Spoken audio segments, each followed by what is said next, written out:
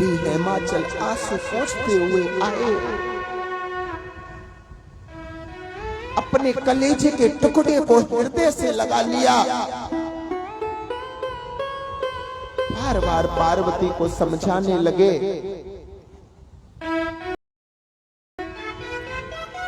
पार्वती का हाथ शिवजी के हाथों में देकर के कहा कि हे नाथ, हे शंभू, ये आपके ही निमित्त है। मेरा तो केवल आज तक अधिकार था जो मैंने पूर्ण कर दिया, अब इसे मैं आपको समर्पित करता हूं। जैसे ही पार्वती का हाथ शिव के हाथों में दिया, बार बार पार्वती को मां की याद आने लगी। मां की ममता, मां तो मां होती है प्रेमी जनों।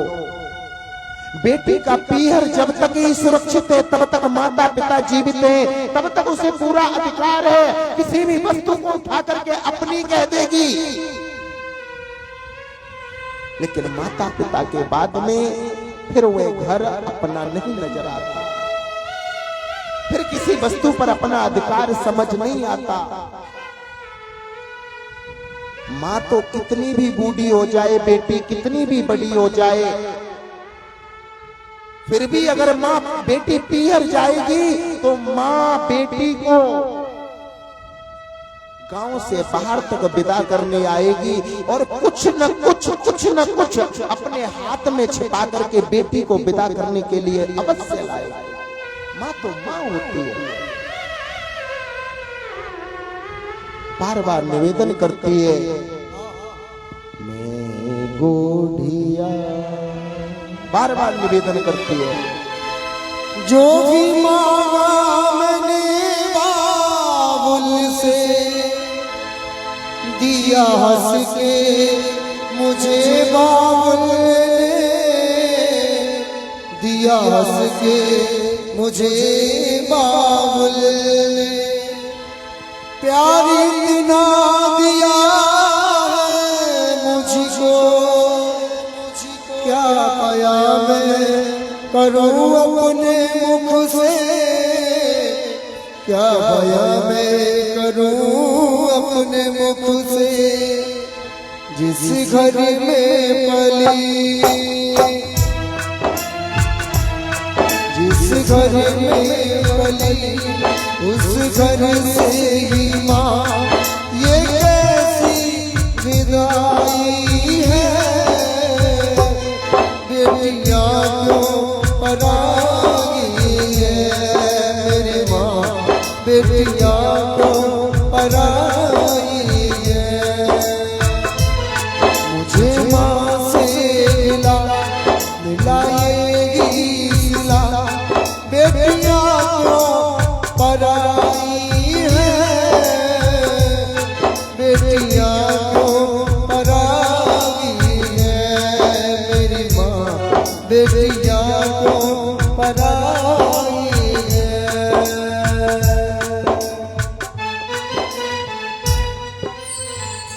इस प्रकार से बार बार पार्वती को विदा किया। आज पालकी में बिठा करके माता पार्वती को हिमाचल के यहाँ से कैलाश पर आ गए और शंकर पार्वती बड़े आनंद से रहने लगे। बोलो शंकर भगवान के। इस प्रकार से बाबा का विवाह संपन्न हुआ। आज भी जो हमारा आपका सनातन धर्म में जो विवाह रीति है वो सिर्फ बिल्कुल शंकर जी के विवाह की तरह रीति है। केवल टाइम को शॉर्ट कर लिया है लोगों ने। उनका विवाह 3 दिन में हुआ, 5 दिन में हुआ। आजकल का विवाह 5 घंटे और 3 घंटे में हो जाता है। पद्धति वही है। शंकर जी के विवाह में साखोच्चार हुआ, कन्यादान हुआ, गौदान हुआ है, ये सब हम आपके विवाह में भी होता है। लेकिन आजकल का समय इतना विपरीत आ गया है। आजकल के बच्चे, आजकल के युवा, आजकल के नौजवान भटक जाते हैं। स्वतः ही विवाह कर लेते हैं, अपने जीवन के रास्ते बना लेते हैं। लेकिन प्रेमी जनों, खुद के निर्णय हम इतने योग्य नहीं कि हम जीवन का निर्णय ले लें। जीवन का निर्णय तो वो हमारे माता पिता का अनुभव, हमारे बुजुर्गों का अनुभव, हमारे समाज का अनुभव ही हमको आगे बढ़ाता है और उसी के प्रभाव से हम पूरे जीवन खुशी खुशी रह पाते हैं। आज भी विवाह करते हैं ना सामाजिक तरीके से, तो 4 गोत्र देखे जाते हैं। कौन कौन से?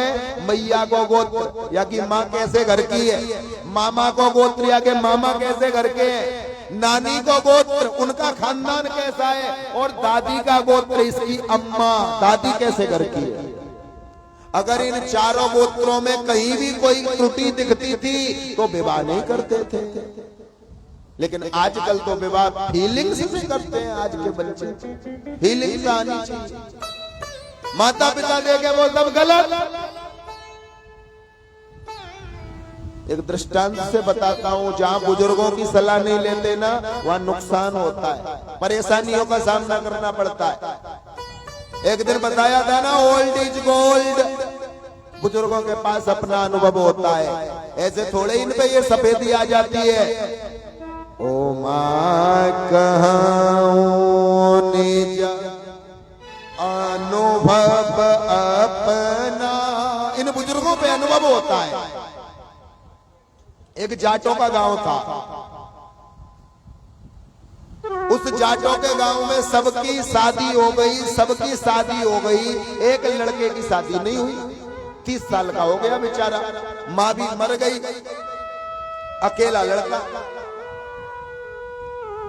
गांव वाले सोचने लगे भाई कैसे भी करके इसकी शादी करा दो, शादी हो जाए। सबने कोशिश की तो एक दूसरे गांव के रिश्ता करने आ गए। अब रिश्ता तो करने आ गए, लेकिन एक शर्त रख दी कि भाई ये छोरा की शादी तो कर देंगे, लेकिन एक शर्त है।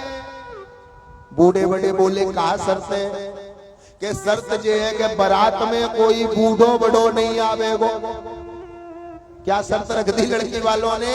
कि शर्त ये है कि बारात में कोई भी बूढ़ा बड़ा आदमी नहीं आएगा, सब नौजवान नौजवान आएंगे। अब गांव के लोगों ने सोचा, बुजुर्गों ने, कि भाई हमने तो बहुत बारात कर ली, एक बारात में नहीं जाएंगे पर कम से कम इसकी शादी तो हो जाए। लड़के लड़के भेज देंगे, 20 लड़के जो विदा करा लाएंगे। बारात की तैयारी होने लगी, सब लड़के ही लड़के कोट पैंट पहन के आ गए। बेचारे बूढ़े बड़े थे वो खेतों पे चले गए, उनको तो बारात में जाना नहीं। लेकिन एक दूल्हा के बाबा आते 90 वर्ष के, मुंह में दांत नहीं है, लेकिन मन में आशा थी कि यार नाती की बारात में जाऊंगा। जब बाबा को पता लगी कि आज नाती की बारात जा रही है, तो बाबा चुपचाप भीतर वाले कमरा में कपड़े पहन आए, धोती कुर्ता, अपनी पगड़ी वगड़ी। लड़कों ने पूछा बाबा कहाँ जा रहे हो? बाबा बोले बारात में। लड़कों ने कहा नहीं बाबा तुझे नहीं ले जाएंगे। बाबा बोला क्यों? बोले लड़की वालों ने मने कर दिया है कि बारात में कोई बूढ़ा बड़ा नहीं आएगा, और अगर कोई बूढ़ा बड़ा आ गया तो हम शादी नहीं करेंगे, बारात लौटा देंगे, तुम नहीं जा सकते। मैंने कहा था ना बुजुर्गों पे अपना अनुभव होता है। तब तक वो सब तो लगे अपने नाचने गाने में। बाबा गए और जिस कार में दूल्हा बैठ के जाना था उस कार की डिग्गी में जाके बैठ गए।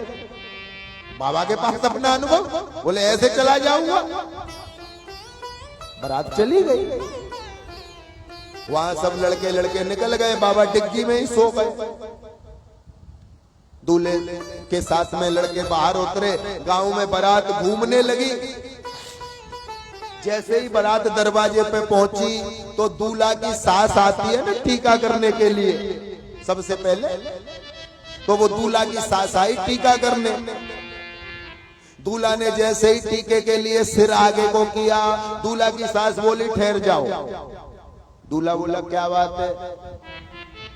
दूल्हा की सास बोली यहाँ पे हमारी एक शर्त और है। एक शर्त तो वो कि बूढ़े बड़े नहीं आए, और बोले दूसरी शर्त ये है। लड़के बोले कौन सी? बोले हमारे गांव के पास इस पहाड़ के पीछे एक नदी बह रही है, उस नदी को तुम दूध से भर दो तो लड़की की शादी कर ले जाओ, नहीं तो लौट जाओ। लड़कों को तो टेंशन हो गई, नदी को दूध से कैसे भरे भाई? कुआं हो तालाब हो तो भर भी जाए, नदी तो कई हजार किलोमीटर लंबी होती है। बोले इस नदी में पानी बह रहा है, इस नदी को तुम दूध से भर दो तो हम शादी कर दे। अब तो लड़कों को टेंशन हो गई, प्रेमी जनों, इतनी टेंशन लड़कों को, इतनी टेंशन, बेचारे नहीं विचार कर पाए लड़के। श्री सूत जी महाराज कहते हैं, हे शौनकादि ऋषियों,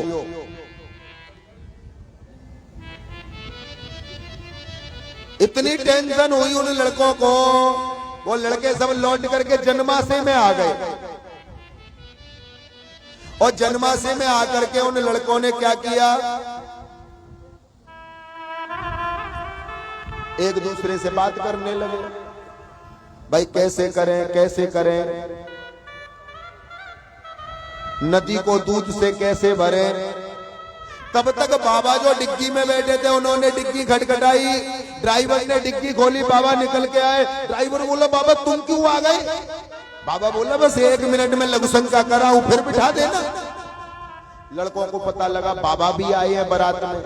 अब तो लड़के चुपचाप सब बाबा के पास में गए, बाबा से बोले, बाबा समाधान निकालो, हम तो बड़ी समस्या में हैं।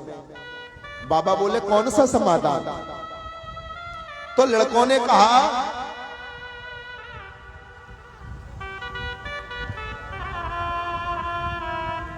लड़के कहने लगे कि बाबा लड़की वालों ने एक शर्त और रख दी है। बोले, कौन सी? कि इस नदी को दूध से भरना है। अब कैसे भरे? और नहीं भरेंगे तो बारात लौट के जाएगी। तो बाबा ने थोड़ी देर तो दिमाग लगाया, बैठ करके सोचा, एक बीड़ी पी। बूढ़े बड़े बाबा बीड़ी पी करके अपना दिमाग लगा के बाबा ने कहा लड़कों से, जाओ कह दो कि हम नदी को दूध से भर देंगे। बाबा ने तो ऐसे कह दी जैसे आम बात है। बाबा ने कह दिया, जाओ कह दो हम दूध से भर देंगे।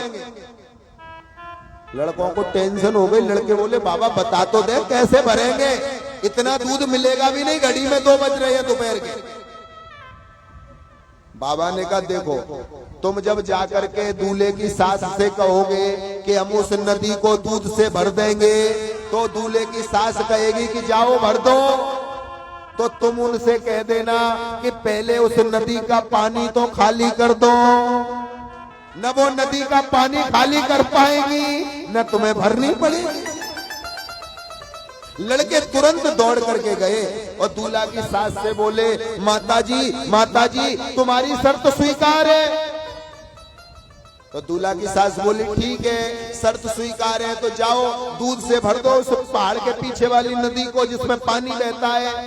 तो लड़के तपाक से बोले, पहले उसका पानी तो खाली कर दो। जैसे ही कहा कि पानी खाली कर दो, तुरंत दूल्हा की सास पड़ोस वाली भुआ सास से बोली कि जरूर बारात में कोई बूढ़ो बड़ो आयो हुए। तो बुजुर्गों के पास अपना एक अनुभव होता है, ओल्ड इज गोल्ड। प्रेम से बोलो हारा हारा। शंकर जी कैलाश पर रहने लगे और धीमे धीमे बारिश के दिन आ गए। आषाढ़ का महीना, पार्वती पियर से मेहंदी के कुछ बीज लाई थी। तो एक दिन रिमझिम बारिश हो गई। पार्वती भी नई नई आई थी ससुराल में। सब पार्वती को देख देख के शंकर भी अपनी लीलाएं करते हैं। एक दिन रिमझिम बारिश हुई। पार्वती ने सखियों से कहा, जरा वो मेहंदी के बीज लाओ। शंकर ने सुन लिया। शंकर ने नंदी से कहा, तू भांग के लेके आ। रिमझिम बारिश हो रही है कि बोले बाबा चले कैलाश, हो बूंदिया पड़ने लगी। बोले बाबा चले कैलाश, बूंदिया पड़ने लगी। मीठी मीठी तालियां बता। पड़ने लगी पड़ने लगी पड़ने लगी पड़ने लगी। बोले बाबा चले कैलाश, बूंदिया पड़ने लगी। बोले बाबा चले कैलाश,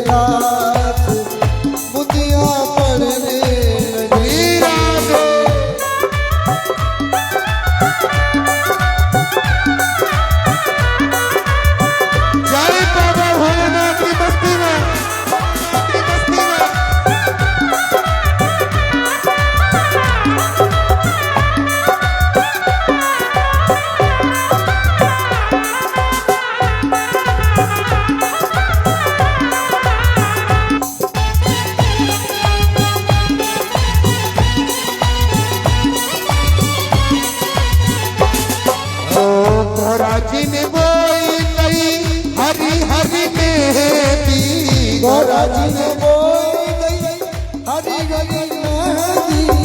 ओ भोले बाबा ने मोए गई भांग बूंदिया पड़ने लगी। ओ भोले बाबा ने बोई गई भांग बूंदिया पड़ने लगी।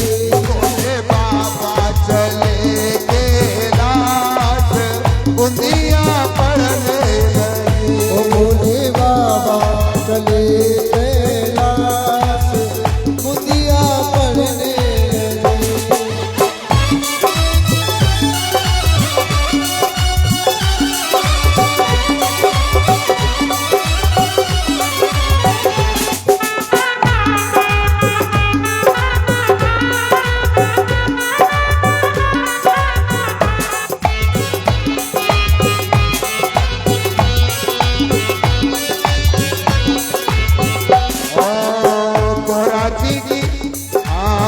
गौरा जी ने सींच गई हरी हरी मेहंदी। गौरा जी ने सींच गई हरी हरी मेहंदी।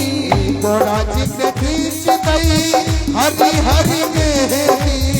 गौरा जी ने सींच गई हरी हरी मेहंदी। शंभू बाबा ने सींच गई भांग बूंदिया पड़ने लगी। बाबा ने सींच गई भांग बूंदिया पड़ने लगी। जय बाबा की।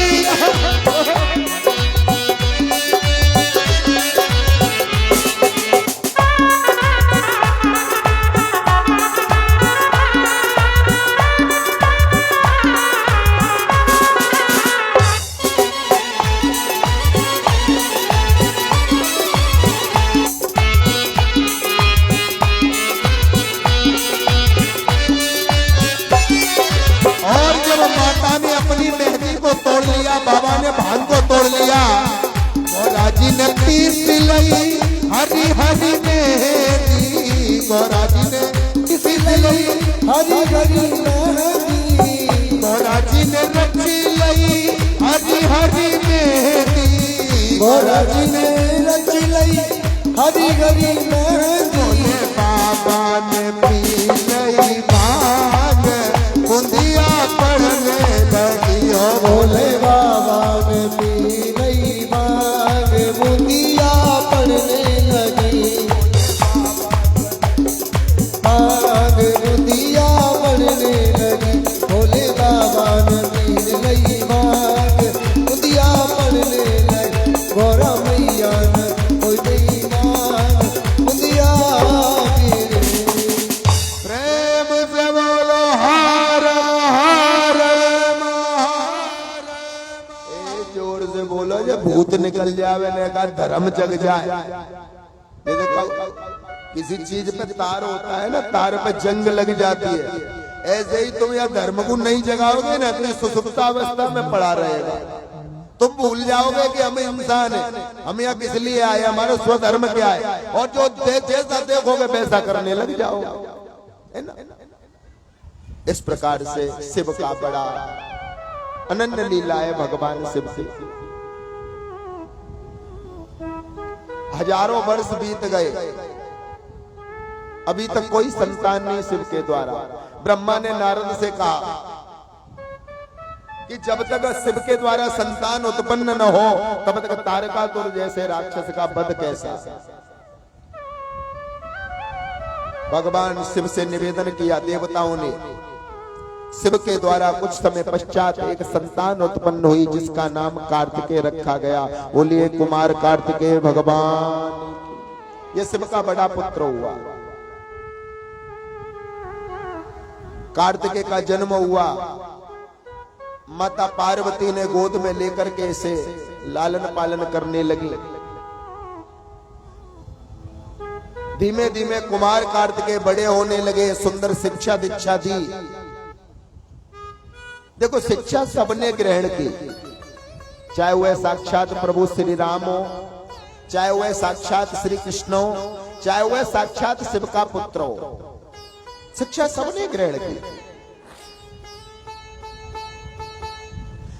देवताओं को जब पता लगा कि कुमार कार्तिकेय बड़े हो गए हैं, तो देवताओं ने नारद की सहायता से एक देवासुर संग्राम की रचना की।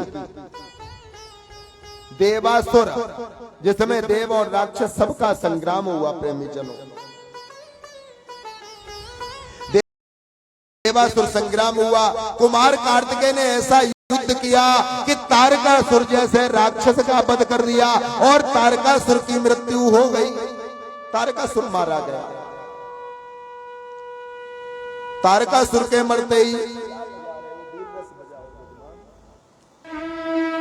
देवासुर संग्राम में तारकासुर की मृत्यु हो गई। तारकासुर मृत्यु को प्राप्त हुआ। जब कुमार कार्तिकेय विजय को प्राप्त हुए, सभी ने जय जयकार किया और सभी कुमार कार्तिकेय का पूजन करने लगे। बोलो शंकर भगवान, शंकर भगवान। धीमे धीमे समय व्यतीत होता गया। एक दिन की बात है, माता पार्वती अपनी अष्ट सखियों के साथ में सरोवर में अंदर स्नान कर रही थी।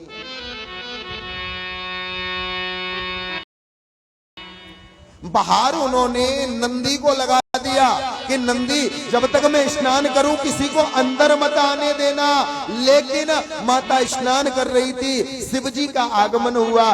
शिवजी को नंदी कैसे रोके, आखिर स्वामी है। नंदी ने नहीं रोका और शंकर जी अंदर चले गए। पार्वती अकेली होती तो कहीं तक ठीक भी था।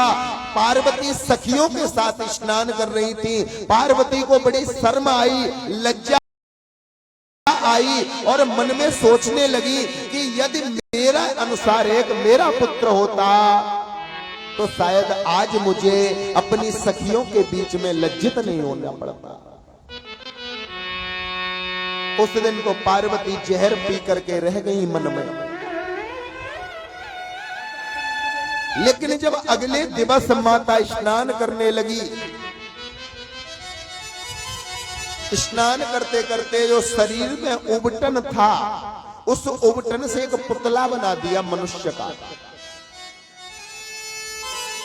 मनुष्य का पुतला बनाते ही मां जगदम्बा ने, मां पार्वती ने अपनी अष्ट सखियों के सहयोग से उसमें शक्ति डाल दी। या देवी सर्वभूतेषु शक्तिरूपेण संस्थिता नमस्तस्यै नमस्तस्यै नमस्तस्यै नमो नमः। शक्ति पर उत्पन्न कर। इस बालक का भी कुछ नाम नहीं रखा गया, केवल इस बालक को अवतरित किया। इस बालक ने पूछा, माँ मुझे किस लिए आपने निर्माणित किया है, किस लिए आदेशित किया है? तो पार्वती ने आज्ञा दी कि तुम ये डंडा लो, ये डंडा लेकर के, सोटा लेकर के दरवाजे पे खड़े हो जाओ। जब तक मैं स्नान करूं, चाहे शिव ही क्यों ना हो, किसी को अंदर मत आने दे। किसी के लिए कोई एंट्री नहीं। उस बालक ने कहा, ठीक है मां। मातृत्व, मात्र भक्ति ये बालक उस सरोवर के दरवाजे पर खड़ा हो गया। माता पार्वती अंदर स्नान कर रही थी। भगवान शिव के गढ़ आए। शिव के साथ में जैसे ही अंदर जाने की चेष्टा की, इस बालक ने डंडे से दरवाजा रोक लिया। दोनों हाथ फैला दिए, आप अंदर नहीं जा सकते। शंकर ने अपने गढ़ों से इशारा किया, देखो ये कौन है, इसको हटाओ। शंकर जी लौट करके कैलाश पे चले गए और शंकर जी के गढ़ उस बालक से युद्ध करने लगे। घंटों हो गए युद्ध करते करते। इस बालक ने क्या किया, नंदी का सींग तोड़ दिया, वीरभद्र के पैर में डंडा मारा, सब देवताओं को परेशान कर दिया, सब गढ़ों को विचलित कर दिया। गढ़ दुखी होकर के दौड़ करके शंकर जी की शरण में आए। शंकर जी विचार करने लगे, इतना शक्तिशाली बालक ये है कौन? शंकर जी ने ब्रह्मा को भेजा। ब्रह्मा जी गए, प्रेमी जनों, लंबी लंबी दाढ़ी लेकर के। जैसे ही इस बालक से ब्रह्मा जी बहस करने लगे, इस बालक को गुस्सा आ गया। इसने ब्रह्मा जी की दाढ़ी नोच डाली, मूंछ उखाड़ ली। ब्रह्मा जी भाग करके गए शंकर जी के पास, अपना दुख व्यक्त किया। यह बालक कोई साधारण बालक नहीं है, शक्तिशाली बालक है। अब की बार शंकर जी स्वयं में आए, हाथ में त्रिशूल है, आंखें लाल है क्रोध के मारे। बाबा के पीछे बाबा के गढ़ चल रहे हैं, बड़े बड़े फरसा लगे हैं सब गढ़ों के हाथों में। जैसे ही भगवान शंकर का आगमन हुआ, यह बालक बिल्कुल निडर है, इसे किसी से कोई डर नहीं है। शंकर जी ने इस बालक को त्रिशूल से हटाना चाहा, नहीं हटता है, और यह उल्टा सीधा बोलने लगा शंकर जी को। एकदम से शंकर जी को क्रोध आ गया, त्रिशूल पकड़ करके फेंक कर मारा और त्रिशूल से इस बालक का सिर धड़ से अलग हो गया। और इस बालक का सिर उत्तर दिशा में जाके वृक्ष पर लग गया, जिसको श्रीफल नारियल कहा जाता है। भगवत प्रेमी जनों, जब इस बालक का सिर कटा तो इस बालक के मुख से एक आवाज आई, माँ माँ। जैसे ही माँ माँ की आवाज सुनी, माँ पार्वती गीले वस्त्रों से दौड़ पड़ी, करके पुत्र की लाश देखी, सामने धड़ पड़ाए। माता आवेश में आ गई। माता ने अपनी अष्ट शक्तियों से आदेश करके 1,00,000 शक्तियों को मंगाया, 1,00,000 योगिनियां पैदा कर दी, सब देवताओं के परिवारों में छोड़ दिया। सब में झगड़ा होने लगा, विघ्न उत्पन्न हो गया संसार में, प्रलय आने लगी, सब देवता घबराने लगी, रक्षा करो रक्षा करो, हे मां चामुंडा, हे मां ज्वाला, रक्षा करो। एकदम से मां पार्वती कहने लगी, हे देवताओं, अगर संसार को बचाना चाहते हो तो इस पुत्र को पुनः जीवित करो। तभी शंकर जी के गढ़ गए। जो भी जैसे ही चलते गए, आगे इनको एक दांत का हाथी मिला प्रेमी जनों। उस हाथी का सिर काट करके लाए शंकर जी के गढ़। उस सिर को ला करके, ये जो बालक का सिर कटा था, उस धड़ के ऊपर वह हाथी का सिर रख दिया। सभी देवताओं ने अपनी अपनी शक्तियां प्रदान की और वह बालक फिर से जीवित हो गया। सब जय जयकार करने लगे, बोलिए गजानंद भगवान की। सभी जय जयकार करने लगे। बालक पुनः जीवित हो गया। देवता पुष्प वृष्टि करने लगे, सभी पूजन करते हैं। भगवान गणेश की ब्रह्मा विष्णु महेश आ गए। गजानंद भगवान को प्रथम पूजा का अधिकारी बनाया। सुमुखोश्चैकदन्तश्च कपिलो गजकर्णका लंबोदरश्चटकटो विघ्ननाशो विनायका धूम्रकेतुर्गणाध्यक्षो भालचंद्रो गजानन। चंद्रो गजानन स्वागत का रस है तो स्वागत वाला कुछ लगाओ। भालचंद्रो गजानन द्वादशैतानि नामानि ये प्रठे शृणुयादपि। बोलो गजानंद भगवान की। भगवान गणेश का सभी पूजन करने लगे, स्तुति करने लगे, वंदना करने लगे। आइए आप भी बाबा की वंदना करेंगे, बधाइयां गाएंगे। आज के मुख्य यजमान सर्वप्रथम गजानंद पूजन करें। पंडित जी महाराज आचार्य जी पूजन करवाए गजानंद भगवान का। बाबा की सवारी चूहा भी पास में बिठाएं। भैया देखो, मन से काम करो, घंटे आधा घंटे जितना भी है, ऐसे लापरवाही मत करो। साउंड वाले की कमी है तो कार्यक्रम को फ्लॉप मत करो।